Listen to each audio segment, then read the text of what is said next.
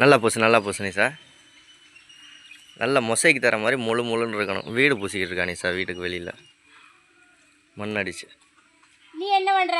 இடுப்பு மேல வேடிக்கை பார்த்துட்டு நிக்கிற. நீ இப்படி சொல்லி ஒரு குரூப்பே கிளம்பிட்டாங்க அந்த கமெண்ட் செக்ஷனில். ஆமாம், ஒரு பயங்கரமான அது ஒரு குரூப் ஃபார்ம் பண்ணிக்கிட்டு இருக்காங்க.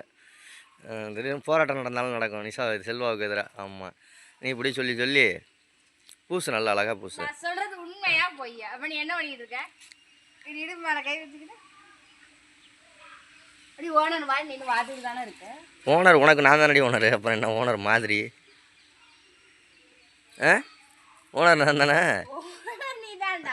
அப்புறம் என்ன சொல்றேன்னா, இந்த வேலை செய்யற பொம்பளையெல்லாம் கூட்டிட்டு போயிட்டு ஓனர் நின்று வேடிக்கை, பொம்பளையெல்லாம் கரெக்டாக வேலை செய்யலான்னு பார்த்துக்கிட்டு இருப்பார்ல, அந்த மாதிரி நீ நின்று பார்த்துக்கிட்டு கேட்குறேன்.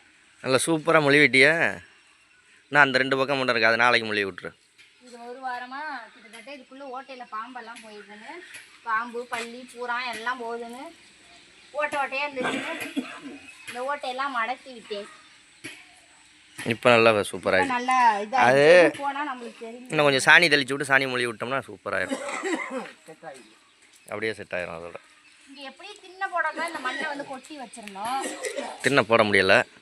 அதனால சரி இப்போதைக்கு இப்படியாவது இருந்தாலாவது சும்மாவது வந்து உட்காந்துக்கலாம். ஆமாம், சாணியெல்லாம் போட்டு முடிக்கிட்டோம்னா அந்த உட்காரலாம். தர மாதிரி ஆகிடும். சரி, சீக்கிரம் பறக்கணும் மொழிகிட்டு வந்து டீயை வச்சு கொடு. வேலை செய்கிறது நானும், டீ வச்சு கொடுக்குறது அவங்களுக்கும்.